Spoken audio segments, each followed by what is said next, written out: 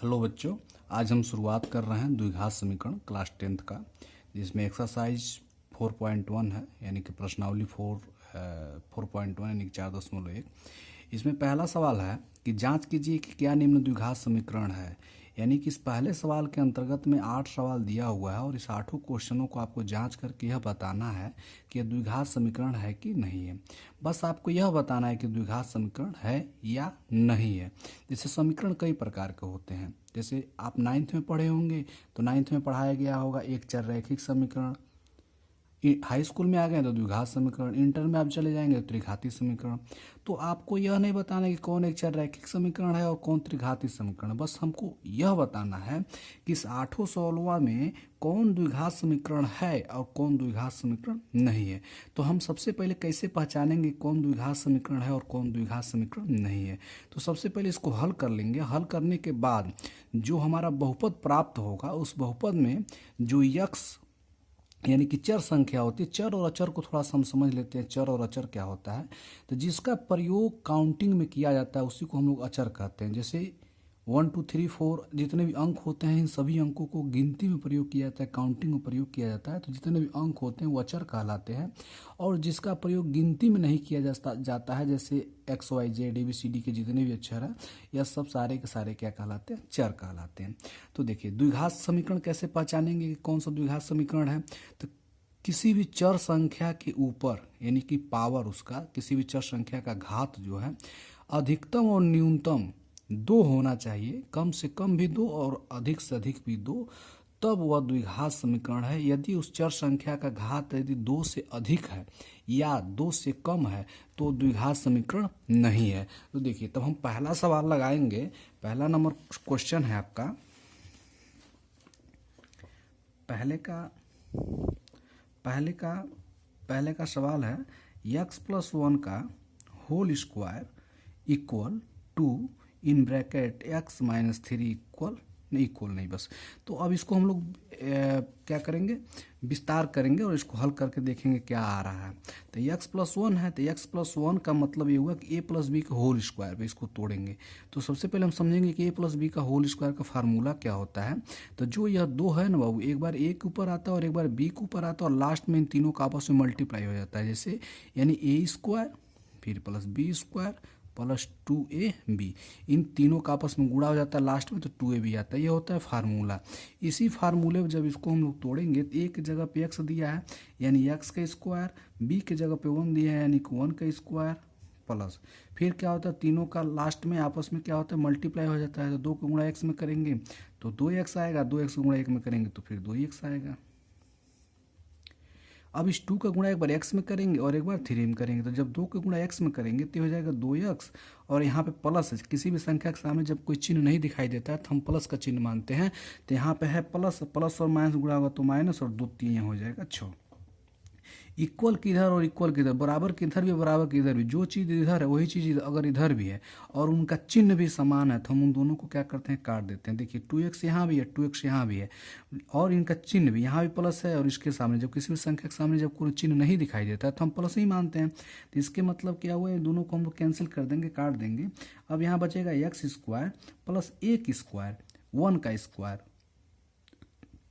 तो 1 के ऊपर 2 है तो इसके मतलब ये हुआ किसी भी कोई भी संख्या है अगर 1 के ऊपर अगर घात है, 1 के ऊपर 1 घात हो, 2 घात हो, 4 हो, 5 हो, 10 हो, 1 लाख, कुछ भी घात हो है तो उसका वैल्यू 1 ही आता है, क्योंकि 1 का मल्टीप्लाई 1 में करेंगे, लाखों बार करते जाइए, अनंत बार करते जाइए, उसका वैल्यू हमेशा 1 ही आएगा।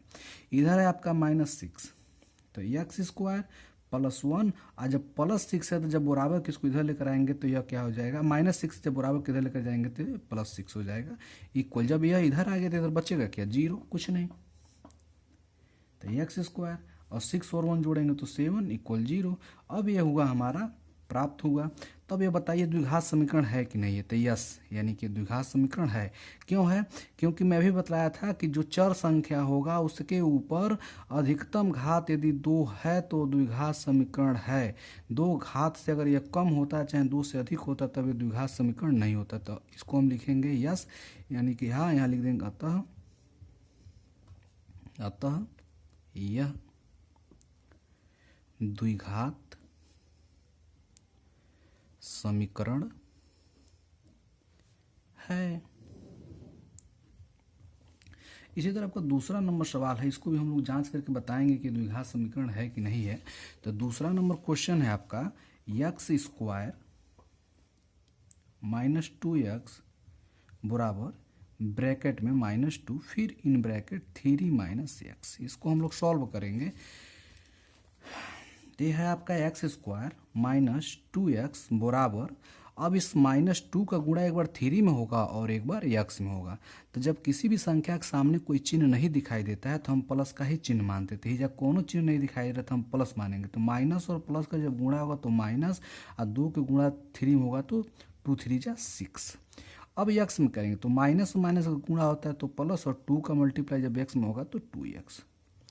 अब क्या होगा, यहाँ भी 2x है, इधर भी 2x है, लेकिन यहाँ पे यह नहीं कैंसिल होगा, नहीं काटा जाएगा। क्यों? क्योंकि अंक तो समान है, बट यहाँ पे सिंबल अलग अलग है, इसका माइनस और इसका प्लस है। जब सिंबल अलग अलग होता है तो हम लोग नहीं काटते हैं।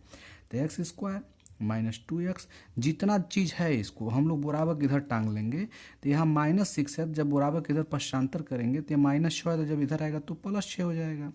इधर +2x है, जब बराबर किधर आएगा तो -2x हो जाएगा बराबर। और जब सब इधर आ जाएगा तो बराबर किधर क्या बचेगा? कुछ नहीं। कुछ नहीं का मतलब होता है 0। तो एक्स स्क्वायर और यह 2x दोनों एक जाति को प्रदर्शित कर रहा है। इसके घर भी x है, इसके घर भी x है, यानी कि सजातीय पद और विजातीय पद। तो ये दोनों एक जाति को जब प्रदर्शित कर रहे हैं तो जात को उसी के जात से मिला दिया जाता है। तो 2 और 2 जब माइनस में है, ये भी माइनस में है, तो माइनस का चिन्ह लगा के दोनों को हम क्या करेंगे? जोड़ लेंगे। तो 2 और 2 जोड़ेंगे तो कितना हो जाएगा? 4x + 6। यह हमारा इक्वल 0, यह हमारा प्राप्त हुआ सॉल्व करने पर। तो यह बताइए क्या है, द्विघात समीकरण है कि नहीं है? तो लिखेंगे यस। क्यों है? क्योंकि मैं बतलाया था कि जो चर संख्या है उसके ऊपर अधिकतम घात 2 है तो द्विघात समीकरण है। अगर इसके ऊपर जो अधिकतम घात है ना 2 से अधिक होता या 2 से कम होता तब यह द्विघात समीकरण नहीं होता। लेकिन यह तो अधिकतम घात 2 है तो इसलिए यह द्विघात समीकरण है। यस लिख देंगे, फिर इसके बगल में लिख देंगे अतः यह द्विघात समीकरण है। यह आपका दूसरा नंबर सवाल लगा। तीसरा नंबर को हम लोग सॉल्व कर रहे हैं। तो तीसरा नंबर सवाल को थोड़ा सा आप लोग देख लीजिए क्या दिया है।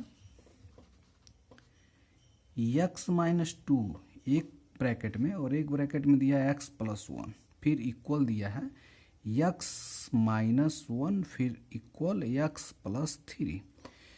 इसको हम लोग सॉल्व करेंगे। तो सॉल्व करने का तरीका क्या है, इस x का गुणा एक बार इसमें होगा और एक बार इसमें। जब दोनों में हो जाएगा तो फिर 2 का मल्टीप्लाई एक बार इसमें होगा एक बार इसमें, यानी कि सबका मल्टीप्लाई सब में पारा पारी होगा। तो जब x का गुणा x में होगा ना तो ये हो जाएगा x स्क्वायर। कैसे x स्क्वायर हो जाएगा? तो जब किसी भी संख्या के ऊपर जब कोई पावर अर्थात घात नहीं दिखाई देता है तो हम मानते हैं कि उसके ऊपर एक घात है। तो इसके ऊपर कोई घात नहीं दिखाई दे रहा है, इसके ऊपर भी कोई घात नहीं दिखाई दे रहा है, तो हम मानेंगे कि इसके ऊपर भी एक घात है और इसके ऊपर भी एक घात है। और गुणा करते समय घातों को हम लोग क्या करते हैं? जोड़ लेते हैं। तो यहाँ हो गई आपका x और एक घात यहाँ के घात यहाँ मिलकर के 2 हो जाएगा। तो x का गुणा x में हो गया। अब इस x का गुणा 1 में होगा तो x का गुणा 1 में होगा तो एक सही आएगा, क्योंकि 1 का गुणा किसी भी संख्या में होता है तो पुनः वही संख्या प्राप्त होती है। अब -2 का गुणा होगा तो यहाँ पे किसी भी संख्या के सामने जब कोई चिन्ह भी नहीं रहता है तो हम वहाँ पे प्लस का चिन्ह मानते हैं। तो यहाँ प्लस है और यहाँ माइनस है, तो माइनस और प्लस गुणा होता है तो माइनस होता है। और 2 का गुणा जब x में करेंगे तो हो जाएगा 2x। अब 1 में करेंगे, इस 2 का गुणा 1 में करेंगे तो माइनस और प्लस का गुणा होगा तो माइनस, और 2 का गुणा 1 में होगा तो 2 एकम में 2, इक्वल का चिन्ह लगा देंगे। अब इस x का गुणा x में करेंगे तो हो जाएगा x स्क्वायर। इसी x का गुणा अब 3 में करेंगे तो हो जाएगा 3x। अब -1 का नंबर है तो -1 का गुणा एक बार x में होगा एक बार 3 में, तो -1 का गुणा जब 1 में होगा तो हो जाएगा यहाँ प्लस और यहाँ माइनस है तो माइनस और प्लस गुणा होता है तो माइनस होता है, और 1 का गुणा x में करेंगे तो 1x, लेकिन 1 हम नहीं लिखते हैं, केवल x लिख देंगे। अब माइनस और प्लस का जब गुणा होगा तो हो जाएगा माइनस, और 1 का गुणा 3 में करेंगे तो 3, ये हो जाएगा x स्क्वायर। अब 1 में से 2 घटाना है, यहाँ पे कुछ कोई अंक नहीं तो 1 मानेंगे। अब 1 में से 2 घटाएंगे तो 1 में से 2 घटाएंगे, यानी कि जब छोटी संख्या में से बड़ी संख्या नहीं घटती है तो हम लोग माइनस का चिन्ह लगा करके और उल्टा घटा देते हैं, यानी कि 2 में से 1 घटाएंगे। जब 2 में से 1 घटाएंगे तो 1 x आएगा, तो 1 हमें लिखेंगे केवल x, फिर -2 इक्वल x स्क्वायर। 2x में से 1x, यहाँ पर कोई भी अंक नहीं तो 1 मानेंगे, तो 2 में से घटेगा तो 3 में से 1 घटेगा तो 2 होगा, तो यहाँ पर हम लोग लिख देंगे 2x 3। एक्स स्क्वायर इधर भी और एक्स स्क्वायर इधर भी, इसके सामने भी प्लस है, इसके सामने प्लस, इसलिए हमने इसको कैंसिल यानी कि काट दिया। -x -2, यह दो चीज़ बचेगा ना, केवल यह न कटा है, यहाँ भी ये कटा है तो बचेगा। तो इसको हम लोग बराबर किधर जब कर लेंगे, पश्चांतर कर लेंगे, तो इधर +2 है, जब इधर आएगा तो क्या हो जाएगा -2x, और यहाँ पे आपका माइनस है, जब बराबर किधर आएगा तो क्या हो जाएगा +3, बराबर इधर बचेगा क्या, कुछ नहीं, सब जब इधर आ गए तो इधर कुछ नहीं बचेगा, कुछ नहीं बचने का मतलब इधर 0 बचेगा। तो -1x -2x मिलकर कितना हो जाएगा -3x। जब दोनों माइनस में रहता है तो माइनस का चिन्ह लगा के दोनों को हम लोग क्या करते हैं, ऐड कर लेते हैं। अब 3 में से 2 घटेगा तो क्या आ जाएगा +1 बराबर 0। अब यह हमारा सॉल्व करने के बाद प्राप्त होगा। अब ये बताइए द्विघात समीकरण है कि नहीं है, तो यहाँ आप लिखेंगे नो, क्योंकि मैं समझाया था कि जो चर संख्या है उसके ऊपर अधिकतम घात हमारा 2 होना चाहिए। यदि 2 से कम है तो भी द्विघात समीकरण नहीं है, 2 से अधिक है तो भी द्विघात समीकरण नहीं है। तो जो इस यक्स है यानी कि चर है, इसके ऊपर अधिकतम घात हमारा 1 है, इसलिए द्विघात समीकरण नहीं है। कम से कम 2 होना चाहिए द्विघात समीकरण होने के लिए। तो यहाँ लिख देंगे अतः यह द्विघात समीकरण नहीं है। चौथा नंबर हम लोग सवाल को जब हल करेंगे तो चौथा नंबर सवाल है आपका x-3 एक कोष्टक में और फिर एक कोष्टक में 2x + 1, फिर बराबर का चिन्ह दिया है x, और एक कोष्टक में दिया है x बाहर है, फिर एक कोष्टक में x + 5। इसको हल कर दीजिए। तो जिस तरह ऊपर किए उसी तरह इसको भी करेंगे, यानी कि इस x का गुणा एक बार 2x में होगा और एक बार 1 में होगा।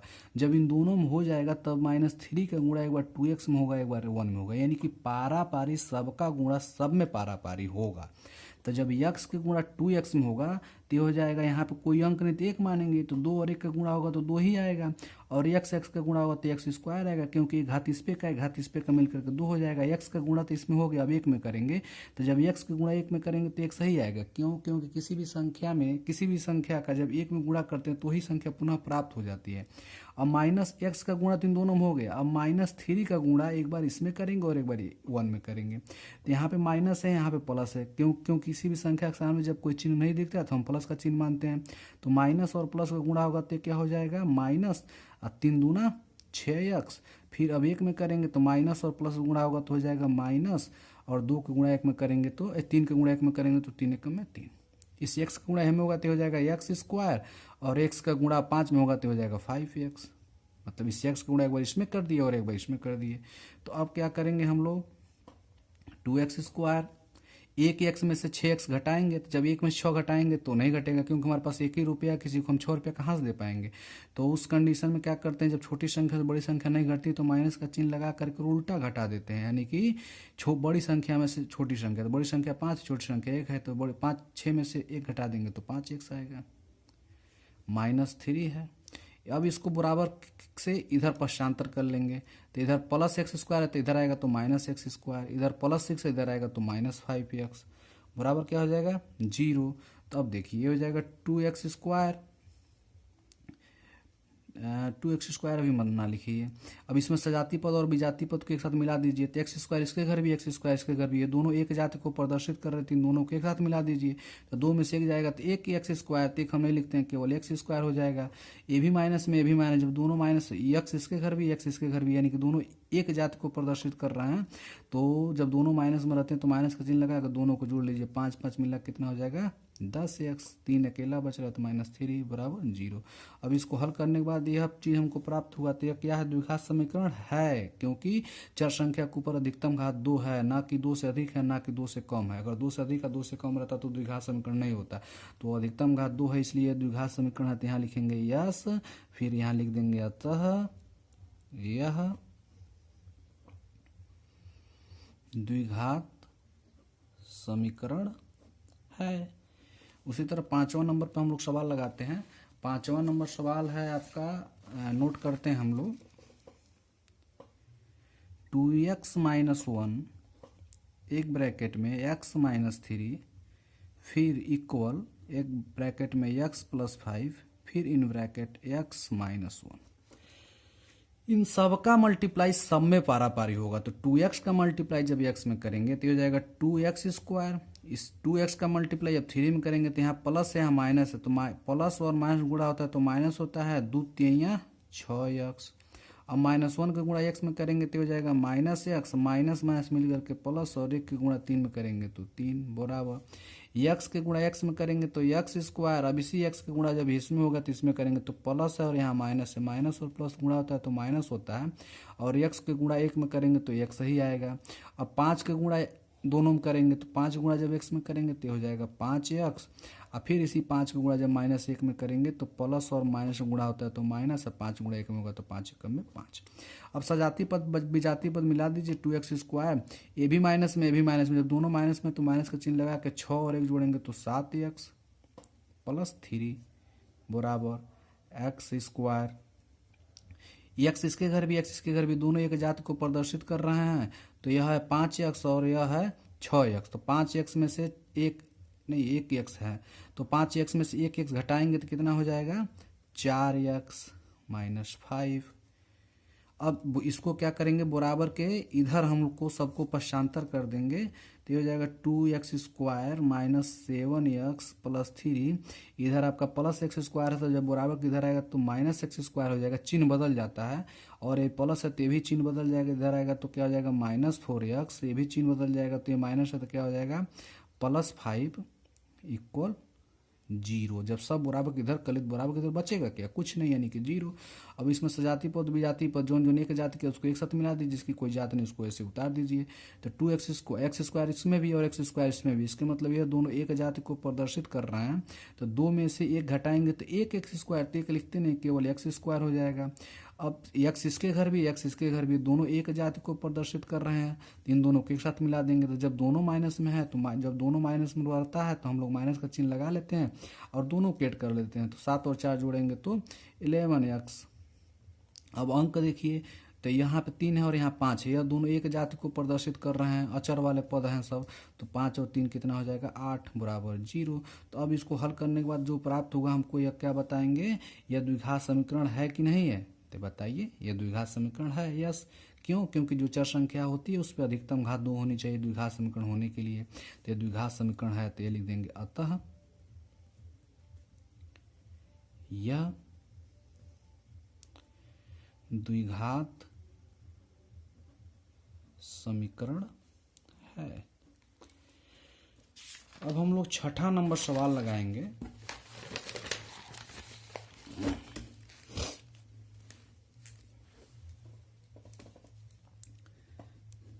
छठा नंबर सवाल है, नोट करते हैं हम लोग। छठे नंबर में है x square plus 3x plus 1, फिर इक्वल दिया है x माइनस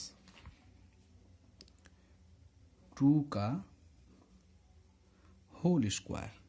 यही सवाल है, x square plus 3x plus 1 equal x minus 2 का होल स्क्वायर। तो अब देखिए इधर हमको कुछ नहीं करना है, ये ऑलरेडी हल हुआ है, इसमें कोई दिक्कत नहीं है। यहाँ लिखेंगे x स्क्वायर 3x प्लस 1, इसको a माइनस बी का होल स्क्वायर तोड़ेंगे तो a माइनस बी का होल स्क्वायर क्या होता है, जो a प्लस बी का होल स्क्वायर होता है ना, वही चीज़ a माइनस बी का भी, बस उसमें लास्ट वाला में प्लस जो होता है ना, इसमें लास्ट वाले में हम लोग माइनस लगा देते हैं, यानी कि जो 2 है ना, एक बार a के सर के ऊपर आएगा और एक बार b के सर के ऊपर आएगा, और लास्ट में एक बार माइनस, तीनों का मल्टीप्लाई 2 और a और b का गुणा होगा तो 2a b हो जाएगा। तो उसी अनुसार जब इसको ये फार्मूला है आपका, तो फार्मूला भी आप नोट करते जाइएगा। अब इसको हम लोग तोड़ देंगे, तो x के जगह पे बस आपका है a के जगह पे x है तो यानी x के स्क्वायर, फिर प्लस b के जगह पे 2 है तो 2 का स्क्वायर, फिर लास्ट में क्या होता है माइनस, तो लास्ट में माइनस क्या होता है 2ab, यानी कि तीनों का आपस में मल्टीप्लाई, तो यहाँ मल्टीप्लाई 2 दूना 4x हो जाएगा। तो x स्क्वायर इधर भी x स्क्वायर इधर भी कैंसिल हो गया। अब बचेगा यहाँ पे 3x प्लस 1 बराबर किधर, बस यही बचेगा। जो चीज़ इधर है इसको हम लोग टांग के इधर कर लेंगे। तो देखिए यहाँ पे क्या है, प्लस 2 पे पावर 2 है, तो जब इधर आएगा तो हो जाएगा -2 पे पावर 2 हो जाएगा। यहाँ पे माइनस है तो जब बराबर किधर जाएगा तो क्या हो जाएगा +4x बराबर 0, क्योंकि बराबर के जब इसको इधर ट्रांसफर करते हैं ना तो चिन्ह बदल जाता है, जो माइनस कराएगा प्लस हो जाएगा, जो प्लस कराता है वो माइनस। जैसे प्लस है, जब बराबर को उसको उस पार ले जाएंगे तो माइनस हो जाएगा, यदि माइनस है तो वह प्लस हो जाएगा, यदि मल्टीप्लाई है तो डिवाइड हो जाएगा, और डिवाइड है तो मल्टीप्लाई होगा। उसी तरह एंटी लॉग होता है तो लॉग हो जाता है, लॉग होता है तो एंटी लॉग होता है। तो यह आगे समझने की चीज़ है, यह आपको पहले ये 4 चीज़ जान लेना है। तो अब आगे देखिए, तो 2x+1 और 2 पे 2 का मतलब हुआ, 2 पे 2 का मतलब हुआ कि 2 गुणे 2 हम 2 बार, तो 2 दूना 4 होगा, तो यहाँ पे लिख देंगे 4 + 4x = 0। तो x इसके घर भी, x इसके घर भी, जब दोनों घर x है तो यह एक जाति को प्रदर्शित कर रहे हैं। तो जो एक जाति को होता है, गणित का नियम कहता है सजातीय पद और विजातीय पद का, तो 4 और 3 को जोड़ देंगे तो 7x होगा, एक साथ हो गए। और अंक वालों को एक तरफ कर, एक साथ कर लीजिए, ये भी अचर पद है और ये भी अचर पद है, तीन दोनों को एक में से 4 घटा रहे हैं। तो एक में से 4 घटाने का मतलब है कि छोटी संख्या से बड़ी संख्या घटा रहे हैं। तो जब छोटी संख्या से बड़ी संख्या घटाते हैं तो नहीं घटता है, तो हम क्या करते हैं, माइनस का चिन्ह लगा लेते हैं और उल्टा घटा देते हैं, यानी कि 4 में से घटा देंगे तो 3 बराबर 0। अब ये हमारा प्राप्त हुआ। अब बताइए ये द्विघात समीकरण है कि नहीं है, तो यहाँ लिखेंगे नो। क्यों? क्योंकि जो चर संख्या है उसके ऊपर जो पावर है, घात है, वो अधिकतम जो है या न्यूनतम कह लीजिए, कम से कम और अधिक से अधिक 2 होना चाहिए, तभी वो द्विघात समीकरण है। अगर 2 से कम है तो भी द्विघात समीकरण नहीं है, 2 से अधिक है तो वो द्विघात समीकरण नहीं है। तो ये 2 से कम ही नहीं है, इसके ऊपर तो पावर 1 है और 2 होना चाहिए द्विघात समीकरण हो, इसलिए द्विघात समीकरण नहीं है। तो लिख देंगे अतः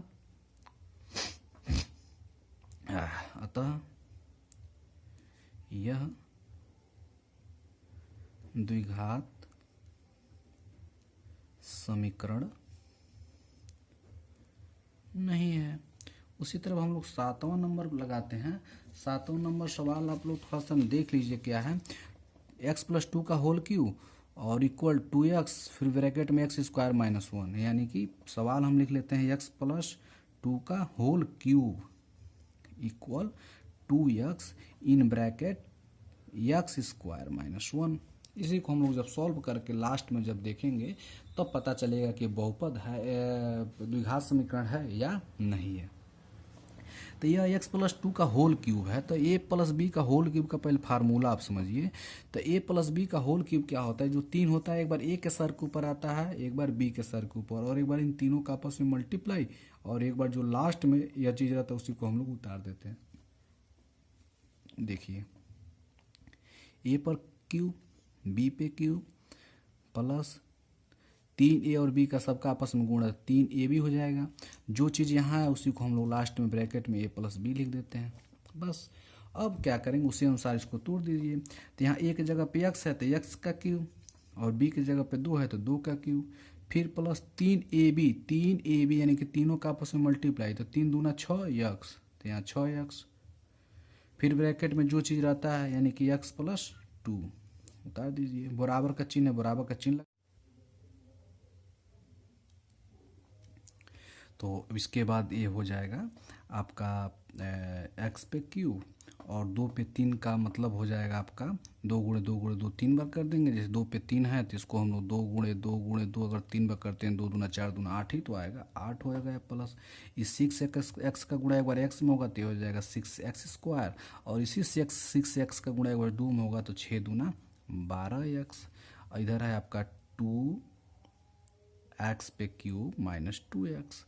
अब इधर हो जाएगा x पे cube plus 8 plus 6x² plus 12x, और जो बराबर की इधर है इसको हम लोग पक्षांतर कर लेंगे, बराबर की इधर कर लेंगे तो ये हो जाएगा -2x पे क्यूब, और ये माइनस है तो प्लस 2x बराबर 0। चिन्ह बदल जाता है, जब बराबर की इधर आएगा तो चिन्ह, जब पूरा का पूरा इधर आ गया तो कुछ हो नहीं बचेगा, तो इधर 0 हो गया।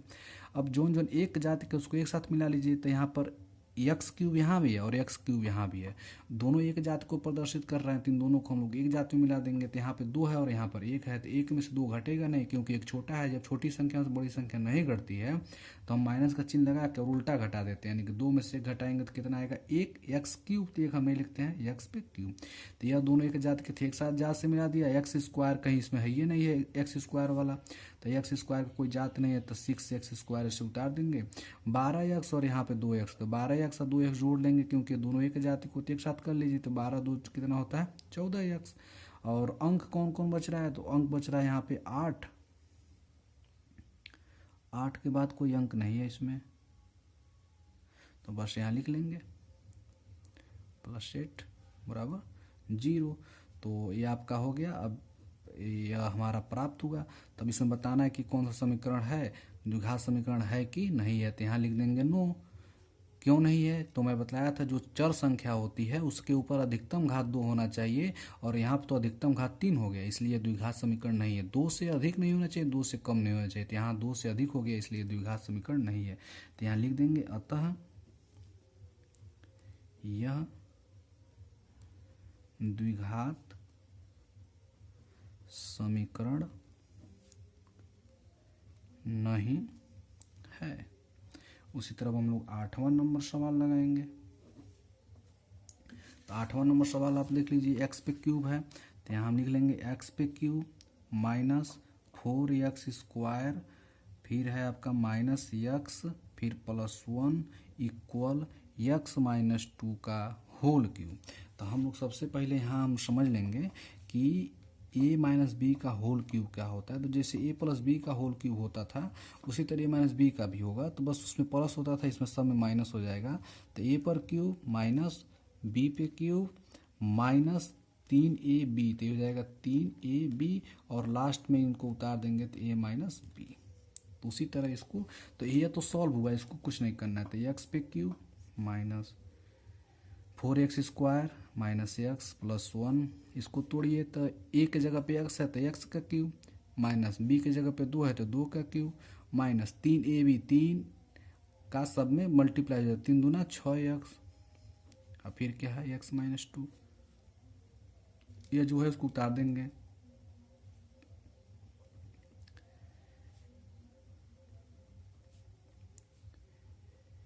x पे क्यूब -2 पे 3 का मतलब ही मैं बताया था, 2 पे 3 है तो उसका मतलब 2 × 2 × 2 3 बार होगा, तो 2 दूना 4 दूना 8 हो गया। 6x का गुणा जब x में होगा तो हो जाएगा 6x², माइनस माइनस मिलकर के प्लस 6x का गुणा 2 में होगा तो 6 दूना 12x।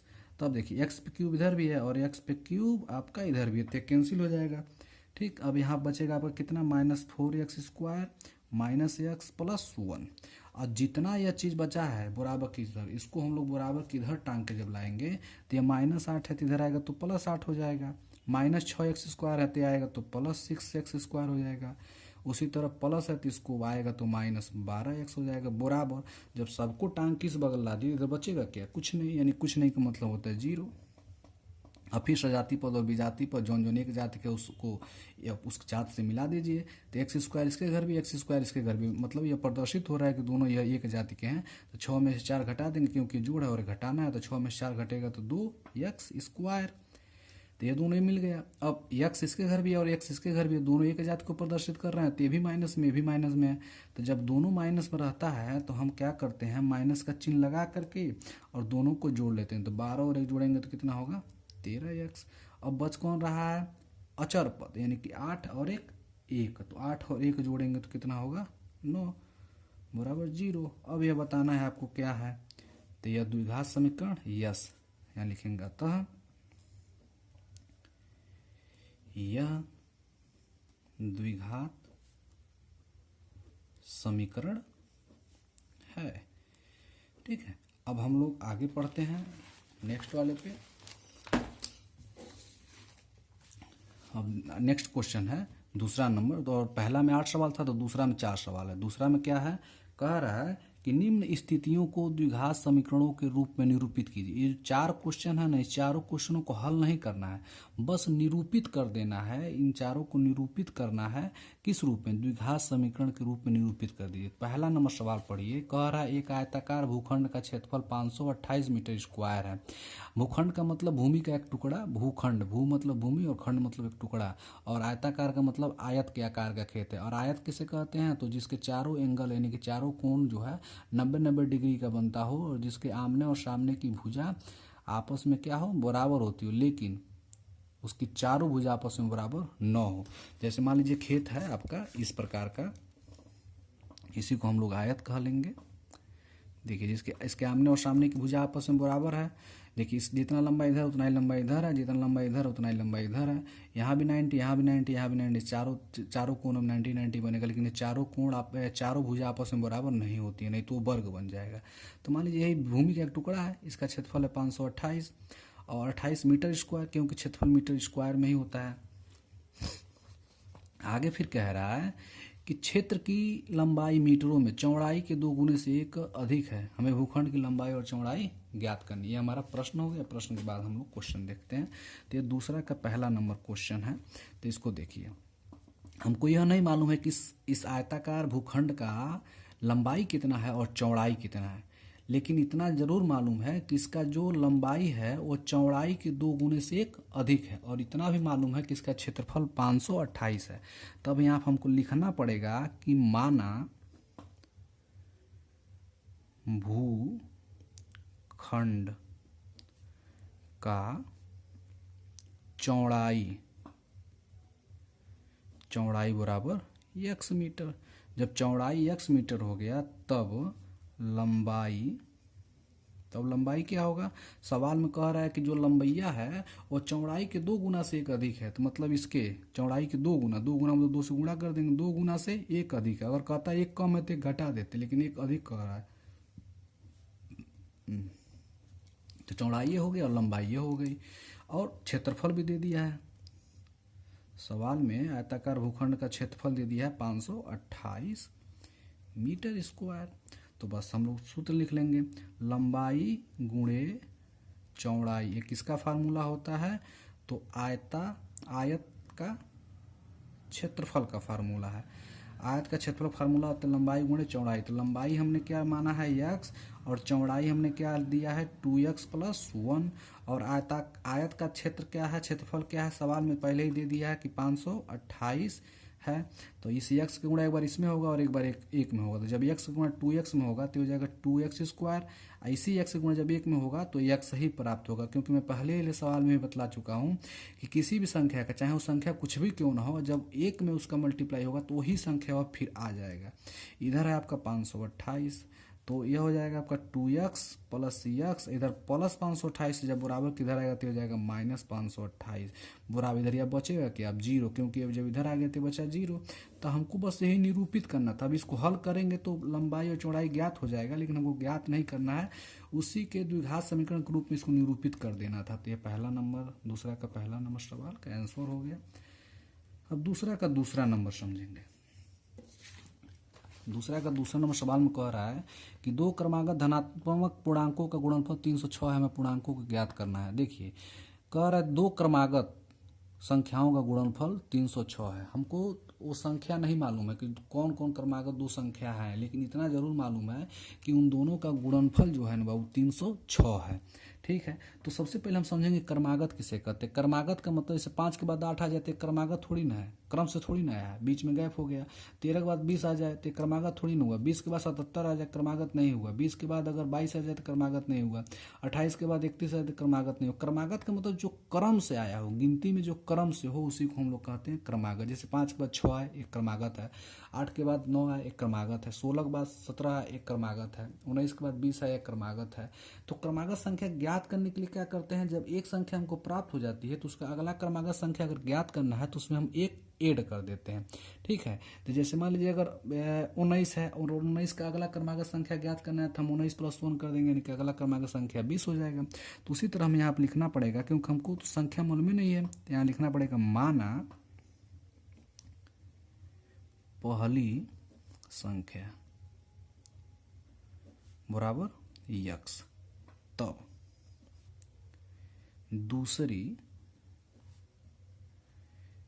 क्रमागत संख्या बराबर क्या हो जाएगा, x + 1 होगा। अगर पहली संख्या x है तो दूसरी संख्या क्या हो जाएगी, x + 1। जैसे पहली संख्या अगर मान लीजिए हम 9 मान लें, दूसरी संख्या क्या होगी 10, तो कैसे जाने 9 में 1 जोड़ते हैं, तो उसी तरह हम पहली संख्या x माने, दूसरी संख्या ज्ञात करने के लिए उसमें 1 जोड़ देंगे। ठीक, और इन दोनों का जो गुणनफल है वो दिया है कि 306 है। तो यहाँ हम लिखेंगे अकॉर्डिंग टू क्वेश्चन, यानी कि प्रश्न के अनुसार हम लोग लिखेंगे तो यहाँ हो जाएगा प्रश्न का, तो पहली दोनों का गुणनफल कह रहा है 306 है, तो गुणनफल का मतलब दोनों का गुणा करिए, तो x का गुणा हम करेंगे x + 1 में, तो इसका गुणनफल कितना आना चाहिए 306, तो x के गुणा x में करेंगे तो हो जाएगा x², फिर प्लस और इसी x गुणा 1 में करेंगे तो हो जाएगा x, इधर प्लस 306 है, जब बराबर की इधर इसको टांग के लेकर आएंगे तो हो जाएगा -306 बराबर, जब इसको इधर ला दे इधर बचेगा क्या 0, कुछ नहीं, कुछ नहीं का मतलब ही तो होता है भैया 0, तो ये हो गया 0। इसको हमको बस यही निरूपित करना था, इसको हल करेंगे तभी सवाल लगेगा बस, लेकिन हमको हल नहीं करना है, निरूपित करना था, तो दूसरे का आंसर हो गया। तीसरा नंबर, दूसरा का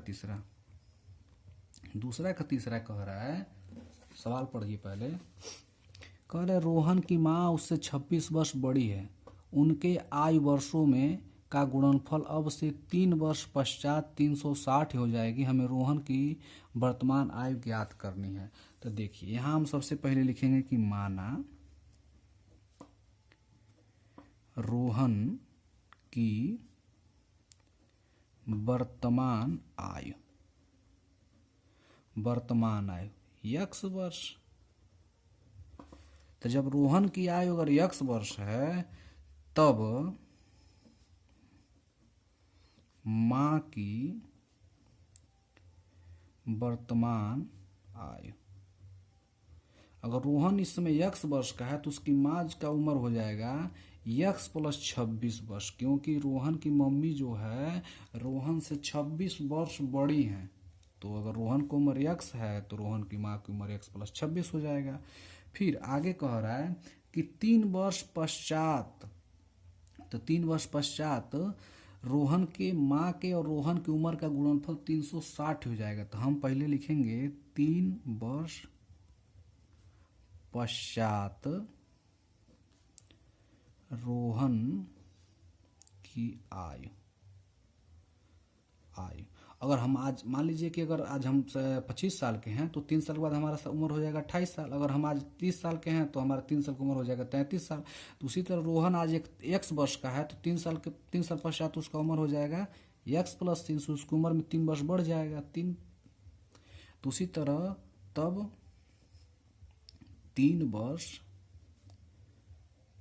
पश्चात माँ की आयु, तो उसकी माँ की आयु भी बढ़ जाएगी, तो माँ की वर्तमान आयु जो है x + 26 है, और 3 साल बाद उसकी उम्र हम 3 साल और बढ़ा देंगे, हम लोग ऐड कर देंगे 3, यानी कि x + 26 से 3 जोड़ेंगे तो 29 वर्ष।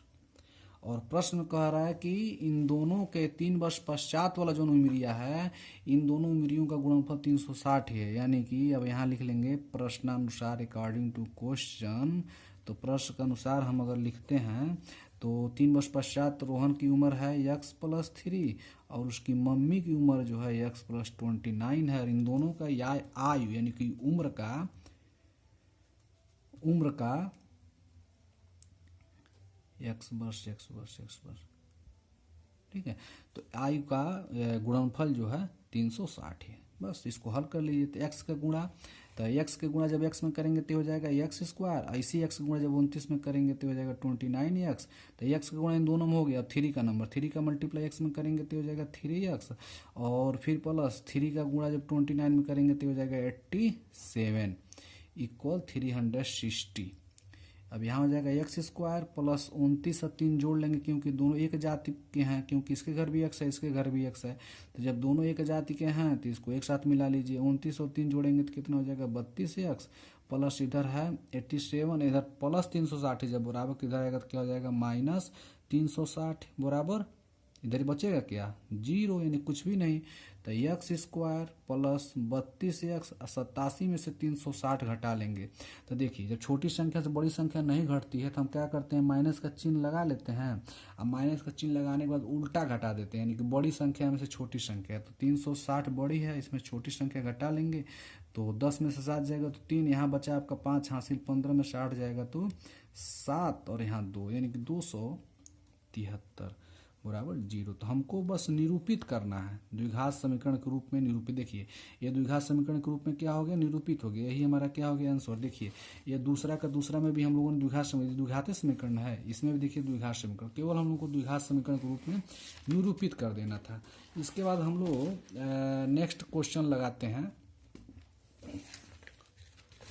दूसरा का चौथा नंबर, दूसरा का चौथा है, एक रेलगाड़ी 400 किलोमीटर की दूरी समान चाल से तय करती है। देखिए प्रश्न पढ़ लीजिए, एक रेलगाड़ी 480 किलोमीटर की दूरी समान चाल से तय करती है। यदि इसकी चाल 8 किलोमीटर प्रति घंटा कम होती तो वह उसी दूरी को तय करने में 3 घंटा अधिक समय लेती, 3 घंटे अधिक लेती। हमें रेलगाड़ी की चाल ज्ञात कीजिए। तो स्वाभाविक है, अगर हमारी चाल, जिस दूरी को हम तय कर रहे हैं और हमारा चाल कम कर दिया जाए फिर उसी दूरी को तय करने के लिए, तो स्वाभाविक है कि हम तब अधिक समय लेंगे। पहले हमारी 10 की स्पीड में जाते थे और हमारा चाल कम कर दिया जाएगा तो हम भाई अधिक समय लेंगे। तो वही सवाल है। तो यहाँ पर हम लिखते हैं, यहाँ पर मान लीजिए ये है और इसको मान लीजिए बी है, और इन दोनों के बीच की जो दूरी यानी कि डिस्टेंस है वो 480 किलोमीटर है। ठीक है। तो देखिए पहले समय 1 हम लोग निकालेंगे, समय 1। तो समय बराबर होता है बाबू दूरी बटे चाल। एक चीज मिस्टेक हो गया, यहाँ पे हमको लिखना चाहिए था, आप यहाँ पे लिख लीजिए, यहाँ पे लिख लीजिएगा माना रेलगाड़ी की, तो हमको चाल मालूम ही नहीं है, तो यहाँ लिख लेंगे माना रेलगाड़ी की चाल x किलोमीटर पर आवर यानी x किलोमीटर प्रति घंटा है। तो समय 1 बराबर क्या हो जाएगा, दूरी है 480 और चाल हमने क्या माना है x। तो यह समीकरण यानी इक्वेशन नंबर 1 कर लेंगे। फिर समय 2 ज्ञात करेंगे, समय 2। तो देखिए उसी दूरी को 480 किलोमीटर की ही दूरी को, दूरी तो हमारा वही रहेगा, दूरी में कोई चेंजिंग नहीं, लेकिन चाल में हमारा परिवर्तन हो जा रहा है। पहले हम x किलोमीटर प्रति घंटा के चाल से चल रहे थे, लेकिन अब हमारा जो चाल होगा वह घट जा रहा है। कितना घट जा रहा है, तो 8 किलोमीटर प्रति घंटा कम हो जाती है, यानी कि इसी चालवा में x में 8 किलोमीटर प्रति घंटा घट जाएगा। ये समीकरण नंबर 2 हो गया। तो यह अधिक समय ले रही है और यह कम समय ले रही है। तो अधिक समय में से कम समय घटाने पर कितना आना चाहिए, 3 आना चाहिए, क्योंकि कह रहा है उसी दूरी को तय करने में 3 घंटे अधिक लेती है। तो ढेर का समैया में से कम का घटाएंगे तो 3 का अंतर न होगा। तो यहाँ पे आप लिख लेंगे प्रश्नानुसार, जो प्रश्न कह रहा है उसके अनुसार। तो 480 बट्टे x माइनस 8 माइनस समीकरण नंबर 1 वाला 480 बट्टे x बराबर कितना आना चाहिए, 3। ज़्यादा समैया में से कम समैया घटाएंगे तो 3 आना चाहिए। तो देखिए नीचे का मल्टीप्लाई हम नीचे कर देंगे, यानी x का मल्टीप्लाई जब इसमें करेंगे तो हो जाएगा x स्क्वायर, और x का गुणा जब 8 में करेंगे तो यहाँ माइनस और प्लस गुणा होगा तो माइनस हो जाएगा 8x। अब x का गुणा इसमें करेंगे तो हो जाएगा 480x माइनस, अब जो है 480 का गुणा हम किस में करेंगे, x माइनस 8 में, मतलब इसका गुणा इसमें और इसका गुणा इसमें, नीचे वाला का मल्टीप्लाई नीचे में हो गया, इधर है आपका 3। तो चलिए नेक्स्ट पेज पे, चाहे इसी पे देख लीजिए, यहाँ मैं फिर कर दे रहा हूँ। तब देखिए यहाँ हो गया आपका 480x माइनस 480x का गुणा एक बार x में होगा और एक बार 8 में होगा। तो जब 480 गुणा x में होगा तो जब प्लस है जब माइनस है, तो माइनस और प्लस गुणा होता है तो माइनस होता है, और 480 गुणा x में होगा तो हो जाएगा 480x, और माइनस में गुणा होगा तो हो जाएगा प्लस, और 480 गुणा जब 8 में करेंगे तो 8 का गुणा 0 में करेंगे तो हो जाएगा 0, और 8 8 64, 64 के 4 हासिल हो गया आपका 6, और 8 चौको 32 और 6 38, यानी कि 3840, और नीचे आपका हो जाएगा x स्क्वायर माइनस 8x बराबर क्या है 3, इसके नीचे कुछ और नहीं, हम हर एक लगा देंगे। इधर प्लस 480 है और यहाँ माइनस 480x है, तो यहाँ पे एक दोनों कैंसिल हो जाएगा, क्योंकि वो प्लस में वो माइनस में है, चिन्ह समान है तो हम काट देंगे। अब ऊपर बचेगा बस 3840, नीचे बचेगा x स्क्वायर माइनस 8x, इधर बचेगा 3/1। इधर भी फ्रैक्शन है, इधर भी भिन्न हो गया, इधर भी भिन्न हो गया। इस फ्रैक्शन को खत्म करने के लिए क्रॉस मल्टीप्लाई यानी कि तिरछा तिरछी गुणा कर देंगे। तो जब 3 का गुणा इसमें होगा इसमें और 1 का गुणा इसमें, तो जब 3 का गुणा इसमें होगा तो हो जाएगा 3x स्क्वायर माइनस 3 का गुणा इसमें होगा तो 8 3 के 24x बराबर 1 गुणा जब 3840 में होगा तो 3840 ही आएगा। तो ये हो जाएगा 3x² माइनस 24x, इधर प्लस 3840 से जब बराबर किधर लेकर आएंगे तो हो जाएगा माइनस 3840, बराबर इधर क्या बचेगा 0। तो इस सवाल को हमको बस अभी हल करेंगे तो और आगे बढ़ेगा, लेकिन हल नहीं करना है। सवाल में कहा था केवल निरूपित करिए, तो हमने केवल निरूपित कर दिया, यहाँ पे यह सवाल लग गया। ठीक है, तो आप लोग इसको हल कर लीजिएगा, फिर मैं नेक्स्ट डे जो है 4.2 आप लोगों को पढ़ाऊँगा। धन्यवाद।